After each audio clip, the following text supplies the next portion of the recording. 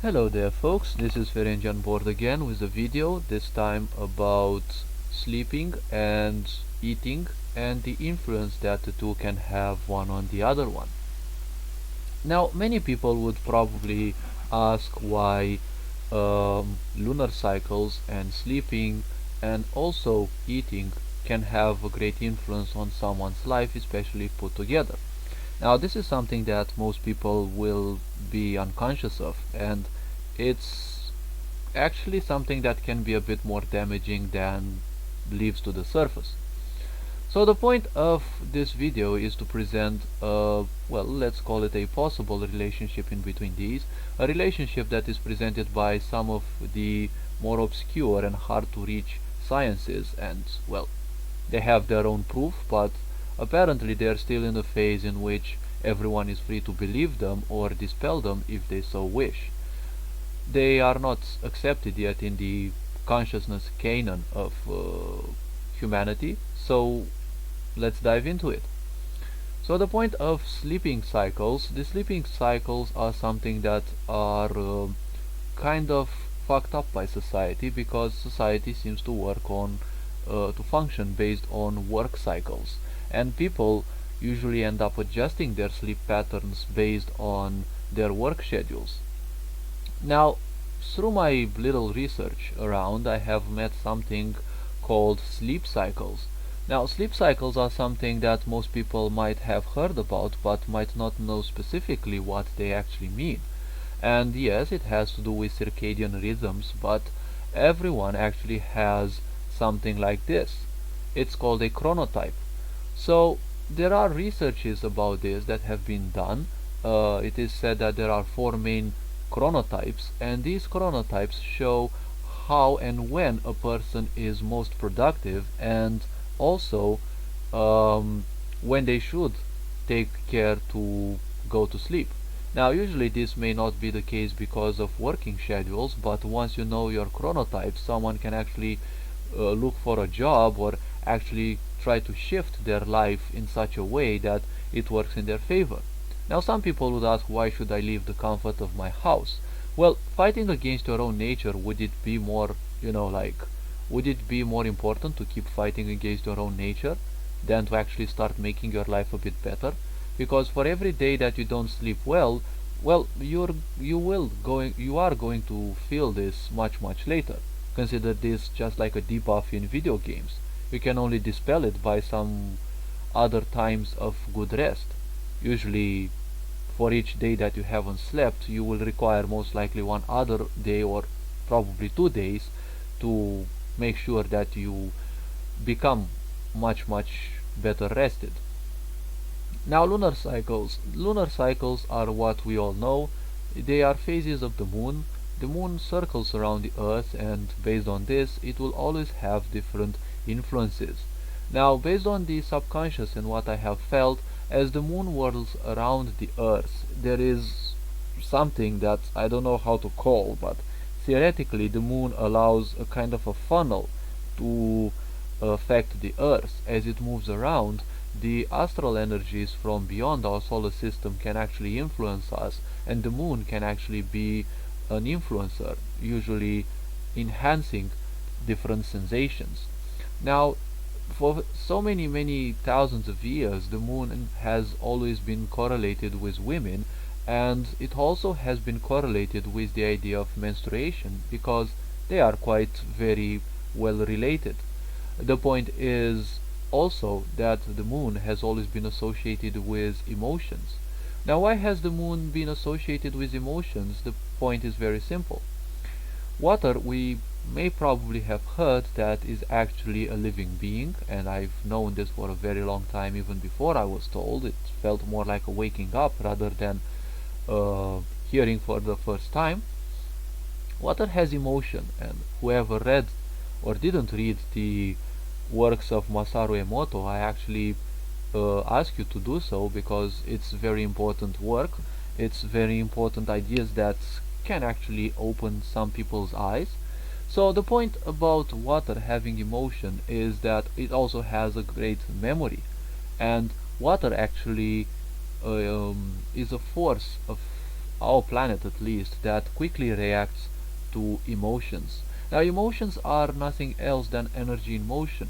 Basically, as I've had said in previous videos, emotion is like a shockwave. Every aspect of yourself, every thought, every idea, every pattern that you have pulses some shockwaves from you that other people can feel. That is how empathic people can actually read you without you letting any clear visible signs. So the point with empathy that is, well, it goes very, very deep, and the more fragile a person is, the more capable they are to detect certain things like these vibrations, okay, these shock waves that each and every being sends. Even, let's say, metaphysical beings have their own vibrations. That is why from time to time we might end up feeling different entities or beings around, and at times we actually can feel their colors, although we don't visually see them, or we might not even see them with the eyes of our mind, but uh, we caught a glimpse of something that was there. Usually it happens when they focus on you, because the eyes are a portal to an entity's, well, let's say, inner being. They are putting out shockwaves of energy, because what you look at, you actually point focus towards, you actually bombard it with attention. It works like a sonar. You bombard it with your own attention and it comes back. And you also get more than the physical that your body can actually perceive.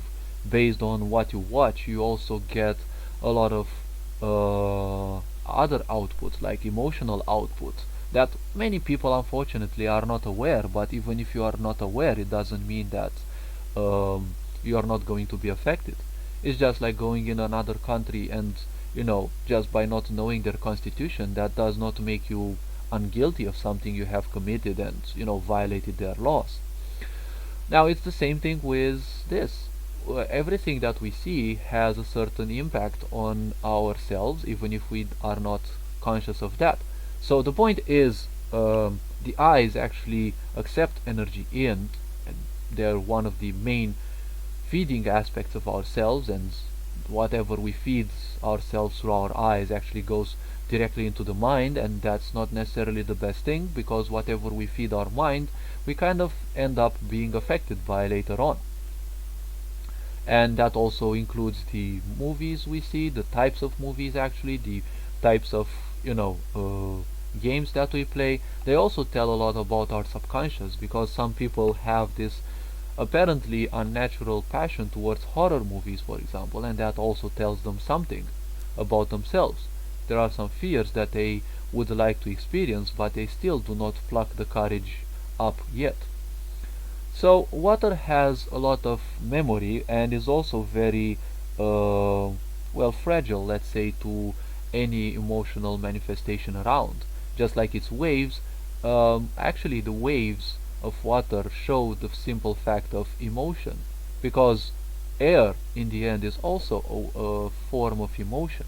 It is an aspect of the planet, it is an emotion of the planet, and because it's much larger, we can actually perceive it as something physical. But in the end, it's nothing else than just energy in motion. Energy, at least in a more compact way, because wind is still something almost physical.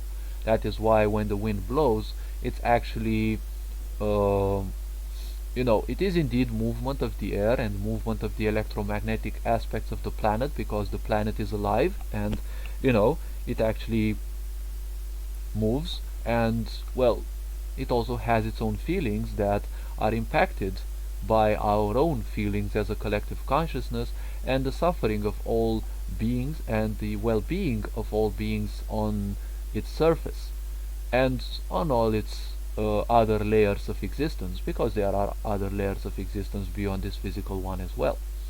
So the planet's winds and currents and tornadoes and everything are also a reaction towards whatever input it has, and the input comes from us as a race and any other race, like their well-being, their suffering, and whatever else.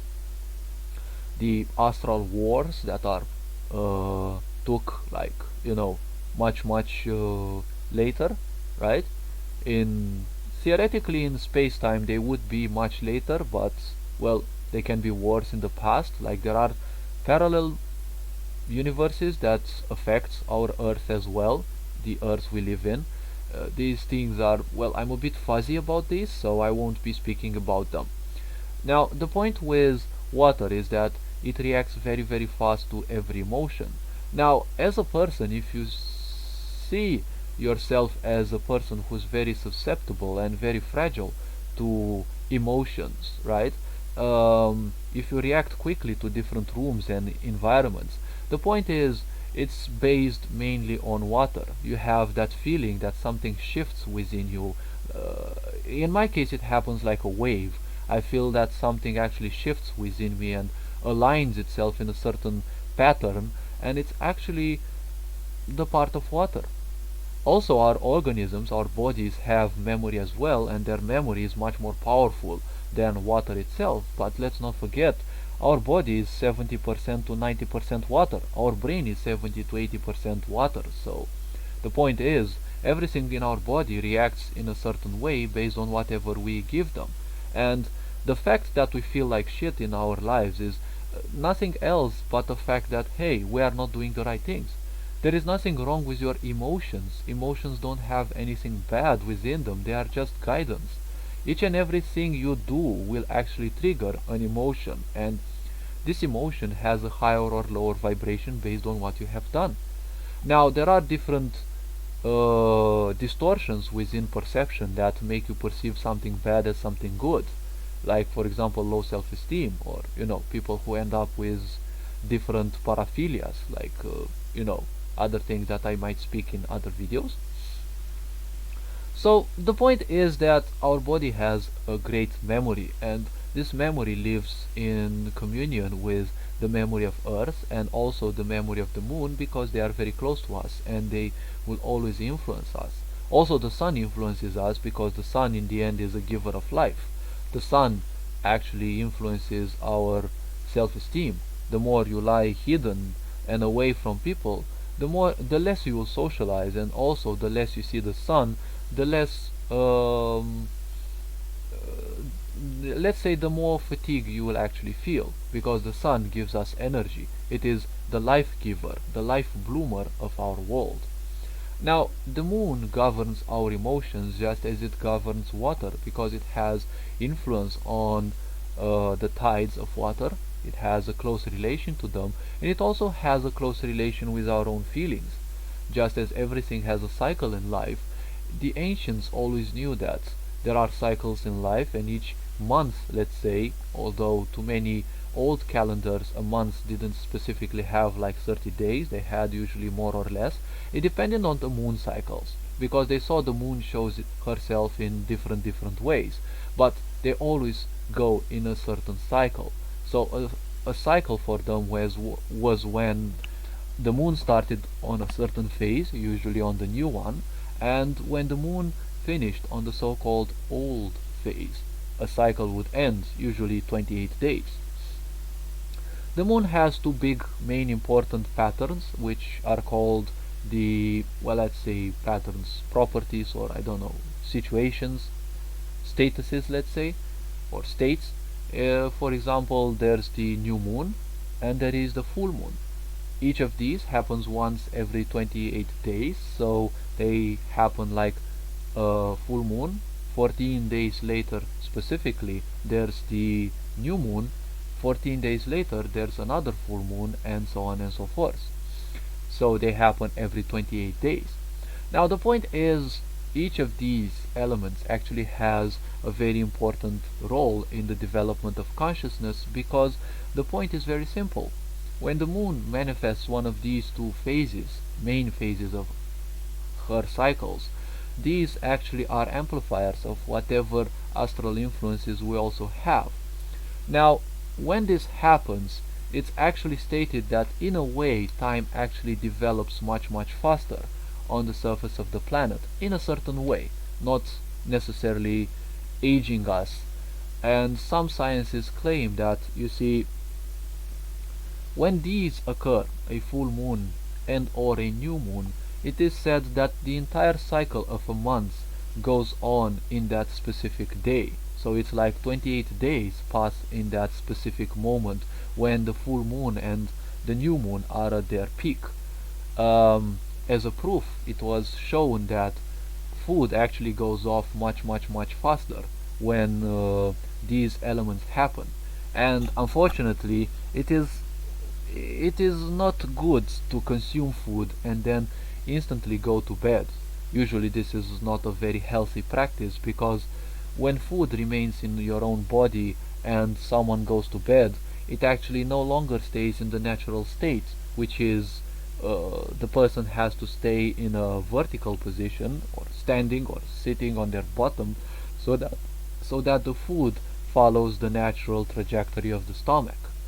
The problem when someone goes to bed is that they will lie stretched, and when they do this, the point is very simple. The food will no longer follow the natural aspect it usually does and will stagnate into the stomach. And actually, during full moons and new moons, it actually goes off much faster, so it's already like having eaten rotten food. You haven't felt the rotten taste, but it can actually rot in your stomach. And many times people have gases, and a lot of those, and this is also due to remnants of food that have not been correctly digested by the body, and they have stagnated into the stomach just because of this habit that most people have, and that of going to um, that of going to bed soon after having eaten.